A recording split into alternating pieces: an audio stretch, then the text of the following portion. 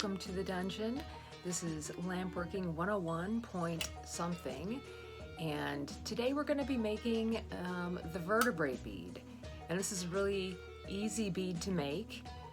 The pattern is really amazing, especially at the end when you press it into the tabular bead that it will end up being. I'm going to be using this new color that I have called Calico. It was really expensive, but if you notice on the inside, there's different shades of pink. I'm not sure exactly what this color is gonna look like, but I'm just gonna use this color and a whole bunch of clear. So without further ado, let's go ahead and get started with the Vertebrae Bead. Thanks for watching, you guys. Have a great day. See you next time.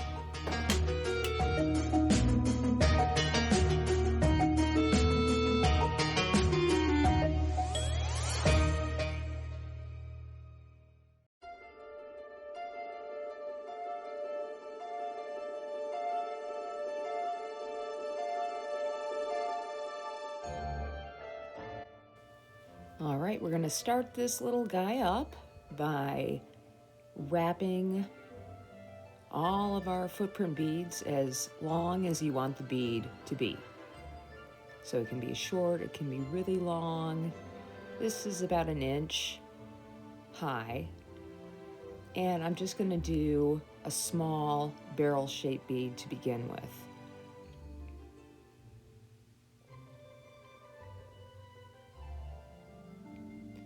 I'm going to give it a nice reheat here, and I always try to make sure that one side is slightly cooler than the other, which will help guide me. And I hope you notice there's a bubble right there that just popped up out of nowhere.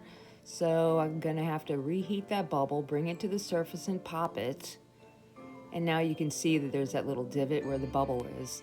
And I want to be really careful how I reheat that, or the bubble will just keep coming back. So I just slowly roll it out and reheat it until the glass fills that small divot again. And then we'll just continue by making just our basic barrel-shaped bead. And from there, we will start the clear. And this is a really easy demonstration. This is a really easy bead to make, but everybody seems to make it differently. So I'm just going to show you the way I make it, which is by adding a whole bunch of clear discs on top. And that's what we're going to do now. So I'm going to take a little bit of that clear off so I don't get any little bubbles in my glass on the bead. And I just start very simply by adding these wraps of glass. I add 5 wraps of glass on this. And I really just want to make sure that none of the glass is touching itself, the clear, or the pattern might not come out as nice as you want. So we're going to add a whole nother row on top of those. And I just want to make sure everything's melted nice and evenly at this point. But don't melt the whole thing down into a round, or things are not going to go as nice. The color won't wick out further. So we're going to add more wraps at this point. And this is what's going to allow that color underneath to wick out even more.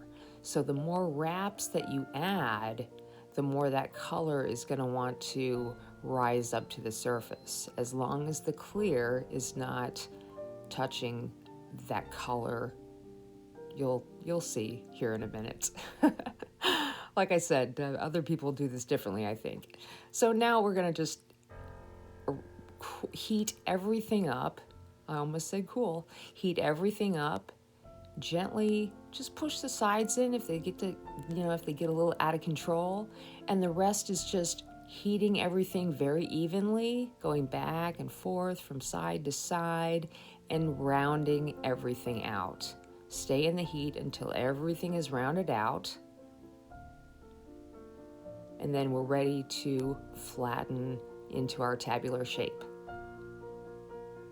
I'll use my press there to help out, make sure it's nice and even.